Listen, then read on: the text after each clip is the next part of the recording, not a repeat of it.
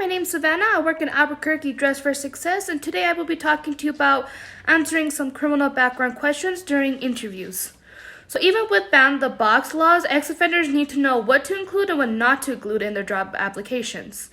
Job seekers should be prepared to talk about the criminal convictions with prospective employers. If the topic does come up too soon, however, it can disqualify a qualified candidate from moving on in the hiring process. This is why Minnesota became the first state to pass the law to remove questions about convictions from job application for public and for private employers. Minnesota became the first state to ban the box when the statute went into effect for public employers on August 1st of 2009. Governor Dayton expanded ban the box to private employers on January 1st of 2014.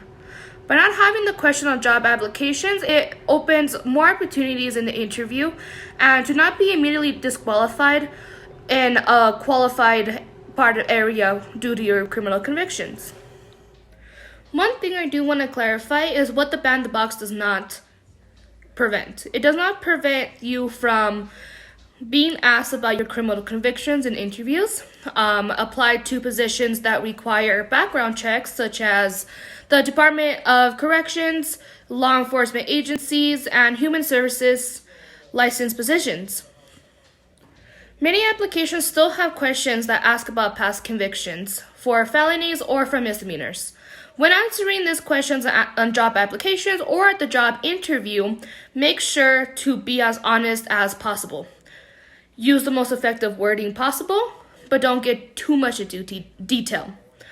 Do not write, "will explain at interview" with no other detail, because employers will assume the worst about your offense. Tell employers that you are eligible for the Work Opportunity Tax Credit or the federal bonding.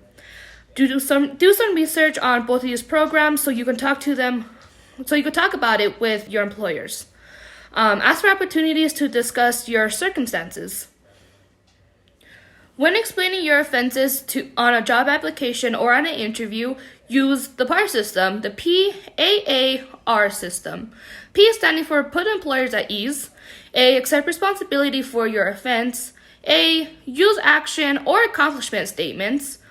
R, reassure the employer that you are a good person and that you are so much more than just your past convictions. You can find more about using PAR system at a new Leaf workshop offered by the Department of Employment and Economic Development. Contact the workforce location for a schedule.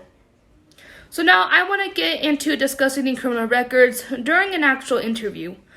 First thing you want to do is disclose it early. Take the initiative to bring it up during the interview. This shows that you are honest, you're not trying to hide anything, but it should not be the first thing that you mention, but it should occur kind of early in the interview. Leaving it until the end can leave the interview kind of on a bad note. Something you can say is, before we take things too far, you have the right to know something. I've made mistakes and have been incarcerated for X amount of years if it was in the past.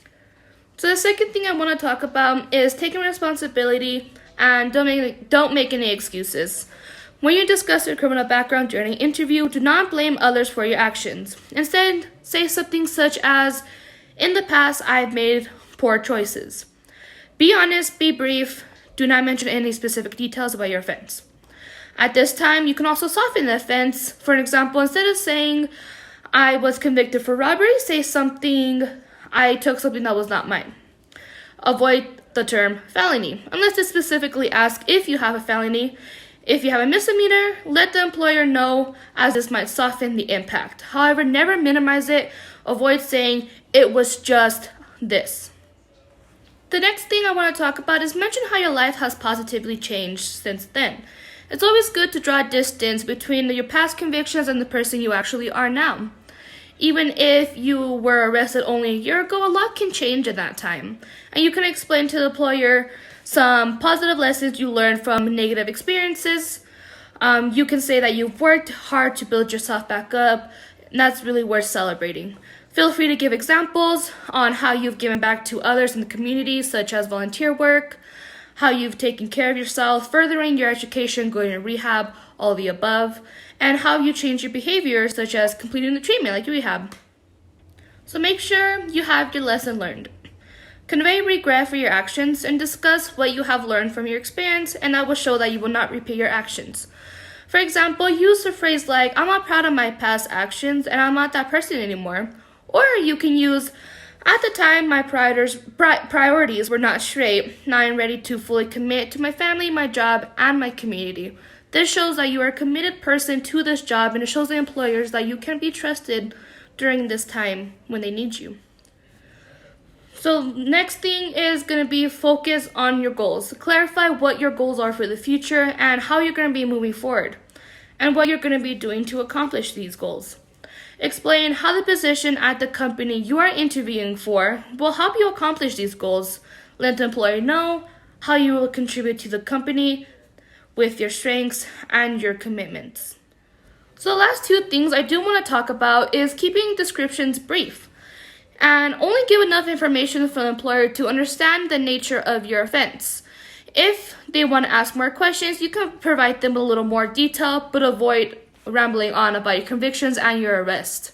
If you spend too much time explaining it, you may seem like you're acting a little self-righteous.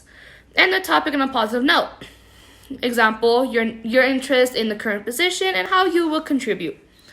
Last thing is talking about yourself. Mention your rehabilitation efforts you've made and list what have you learned from the experience. It could be that you were required to go to Alcoholics Anonymous or even going to any type of rehab for your behavior, for your actions, and what you've given back to the community for yourself and for your family, and what you can give for this job.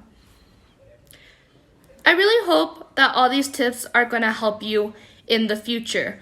Remember, always smile, make eye contact, and never be afraid to be yourself.